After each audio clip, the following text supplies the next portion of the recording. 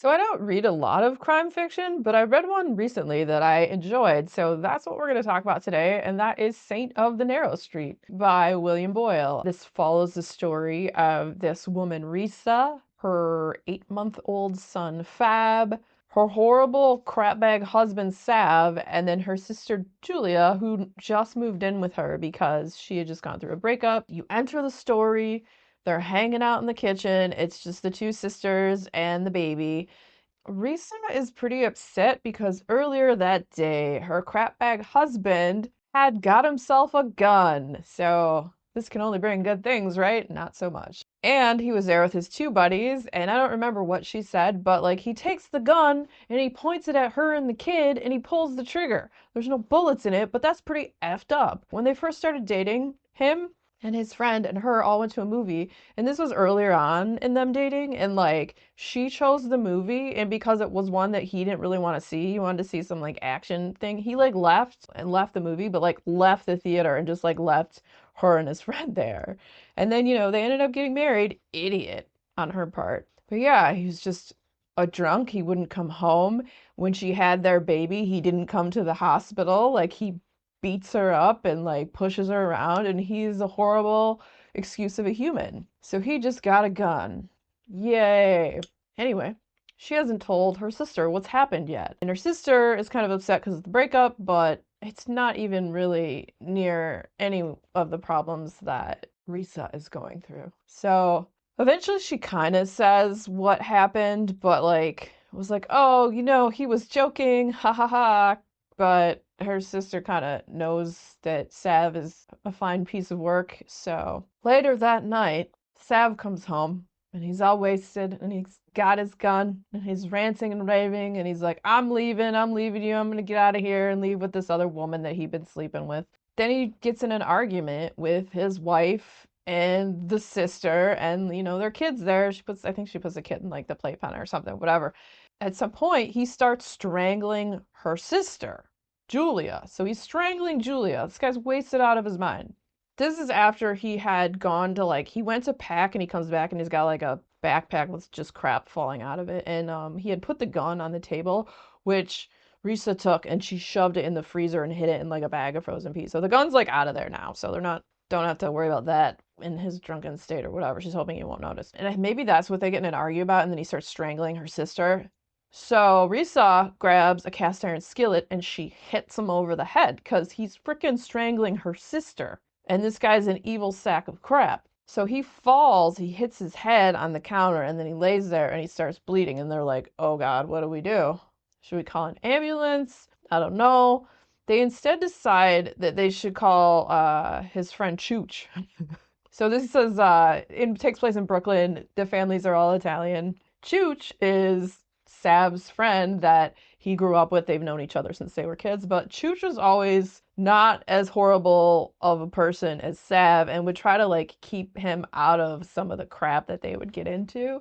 So she calls him because she trusts him, and he comes over and he's like, yeah, I'm pretty sure he's dead. There is no pulse here. And they decide, instead of calling the cops or anything, they're gonna get rid of the body, get him out of there and say he left, because actually he did say he was leaving, and his brother had disappeared and took off several years before. He had been talking about this for quite some time, so they're like, it's probably pretty believable, and people all over town know that he's a bag of crap. Oh, and that day they had gone and ripped off a dude and stole a bunch of his crap. So he has that, and that's another reason maybe he had wanted to disappear, or could be a reason for that. Chooch and Risa and Julia, they end up taking his body and they bury it on Chooch's family owned a property that was upstate in the country by the Delaware River.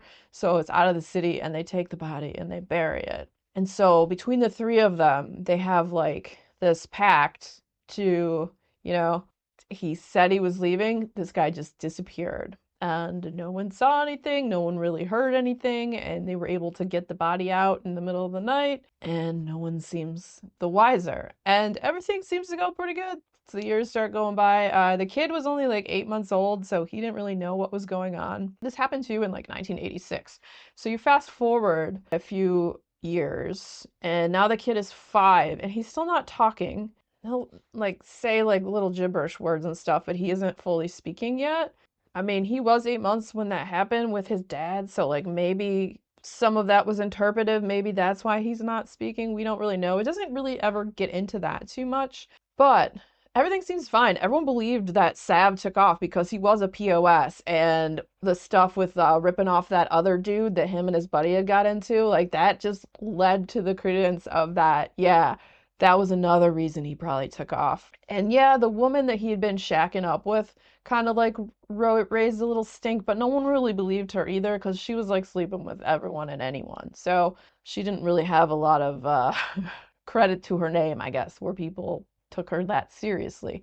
All of a sudden, though, Sav's brother shows up after years of being disappeared. And Sav's brother had took off with one of the other people in town's wives. And so that guy still holds a grudge against him, but he doesn't know he's in town yet. But Sav's brother thinks something is amiss and he is super suspicious. So he kind of starts digging into like what's going on because he really feels like Risa's lying to him. And what's effed up too is when he came back, he went to Risa's house and, she told him, yeah, Sav took off and left me and the kid and da da da da. He wanted to stay there. And she's like, I don't think it's really good that you stay here with me and my freaking 5-year-old son. Maybe go see your parents. They probably would really like to see you since you disappeared all those years ago. And I really thought it was weird that he wanted to stay there. I'm like, that's kind of effed up. Anyways, but he is a real piece of work too. Sav kind of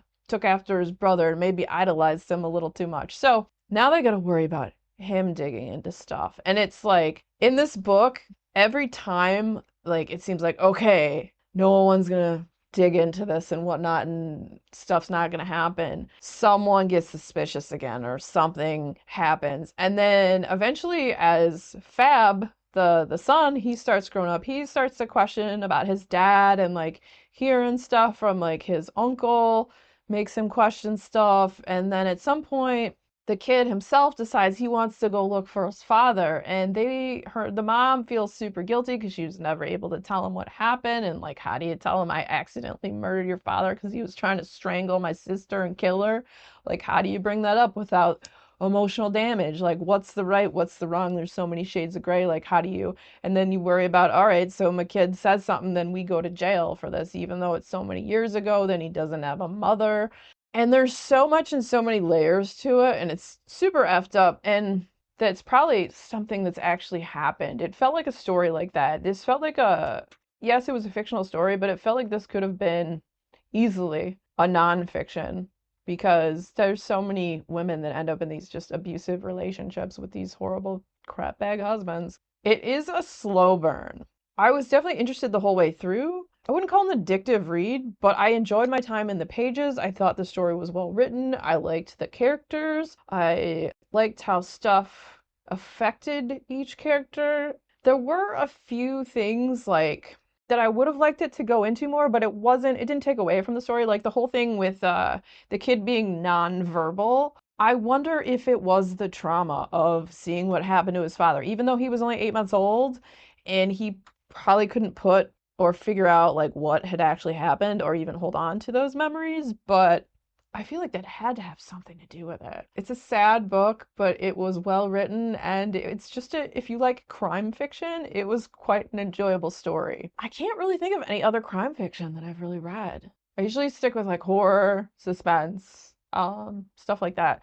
So if you enjoyed hanging out today, hit that subscribe button, come back, see me again, and we'll talk about more bookish things and weird stuff.